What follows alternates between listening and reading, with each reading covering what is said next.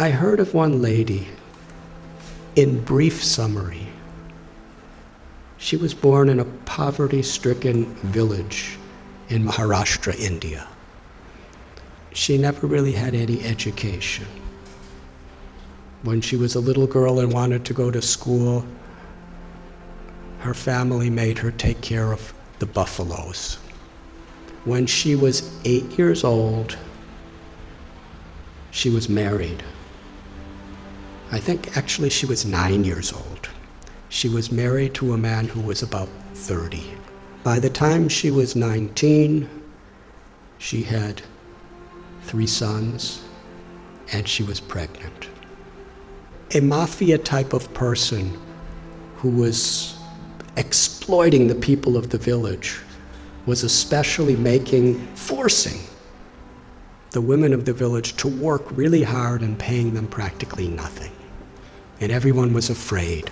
But Sindhutai told the local collector, who was overseeing the police, and that person was stopped from what he was doing. But he was so angry. He went and told Sindhutai's husband a lie. He said, "You are such a fool. Your wife is having affairs with so many men. In fact, the child that is within her womb is my child, not yours. I've been having sex with her. If you don't kill the child and kill her, I will kill you."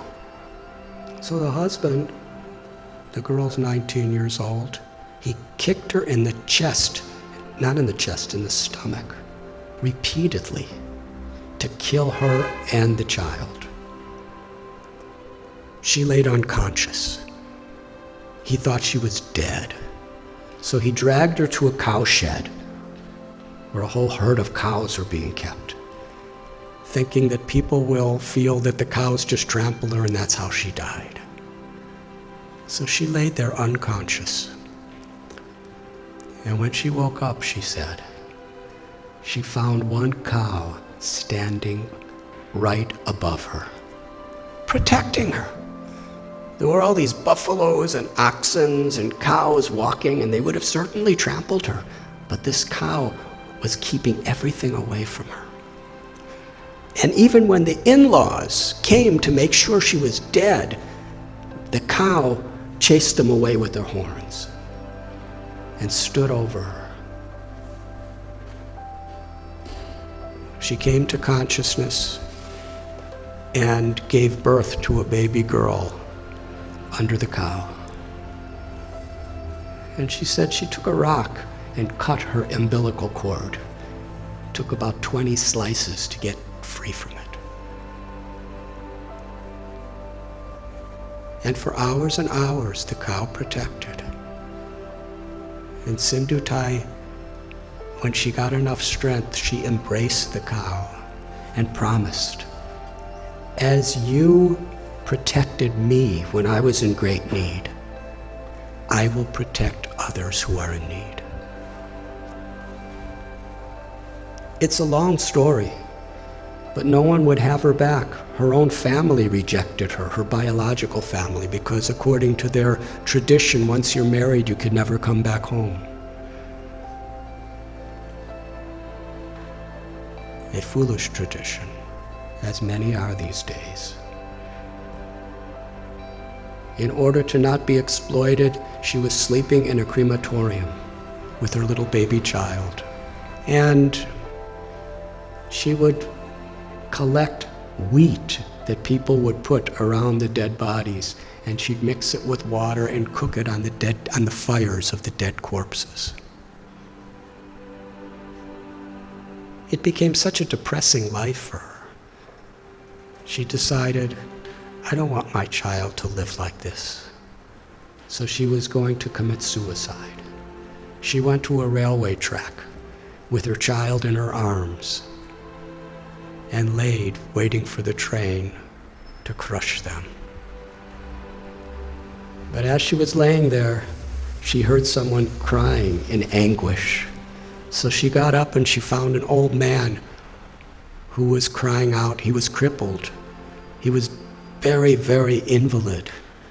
He was crying for some food and water, so she went and begged and got him food and water. And she was thinking that old man was the voice of God. She called Krishna. She said, was telling me that I had a higher purpose in life than to commit suicide. I have something to do, something to contribute to this world. But then later in the day, she was sitting in a field wondering, what am I going to do? I have nothing. I have no one. How can I help anyone? She was under a tree, and she saw that there was a branch of the tree that a woodsman with an axe had violently cut. The branch was just hanging by a single string. But that branch was giving her and her child shade. So she was thinking, this is the answer. However much I have been beaten down, still I could do something for others. So she started going and finding homeless, abandoned, orphan children. And she became their mother, taking care of them. Somehow or other, she learned how to sing really nice, and she begged with her singing, and she provided for them, and somehow or other kept them safe. And after some time, people saw what a difference she was making to so many people that they built an orphanage for her. Over the years, she said, she's had about 1,500 children, over 1,000 grandchildren. And she's made a tremendous difference in her life. All of her children have a great education. Many are doctors and lawyers and farmers, something she never had. She's won so many awards internationally for her accomplishments. But then she explained what the most meaningful and fulfilling thing she ever did in life. Years and years later, after the president of India gave her awards and governors of states and international awards, this really old man came to her orphanage. He was starving. He was sick. He was homeless. He was asking for shelter. After a few minutes, she recognized this was her ex-husband, the person who tried to murder her maliciously.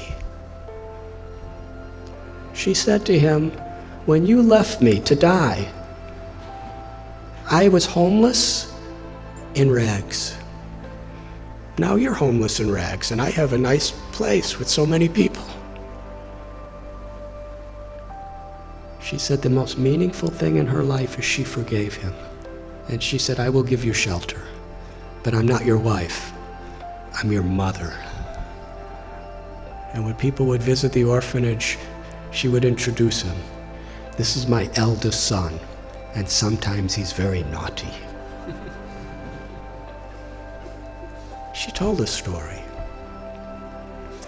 It moved me. So at one place, I shared this story, and somehow it was on YouTube. And in her orphanage, someone showed it to her. So she wanted to meet me. So in Pune, I met her. And she was with a couple other people. And we spoke for about an hour together. It was a wonderful conversation. And afterward, there was one lady who was sitting next to her, who was just beaming with smiles the whole time, but didn't say much of anything. And when I was just about to leave, Sindhutai said, I want to introduce you to this girl. She's the one who was born under the cow. She's now a medical doctor, and she's taking charge of one of our orphanages. And then she said to me, I consider all of the tragedies in my life to have been gifts to empower me to make a difference to others. She considered it all the grace of God. She said, "My life has been a road with many thorns, but I made friends with those thorns, and my life became beautiful, and I could give beauty to so many other people's lives." That's one little example of influence without affluence. The power of compassion is far greater than anything that money can do. But when money and knowledge and strength and skills are built on the foundation of that compassion, then not only is our own life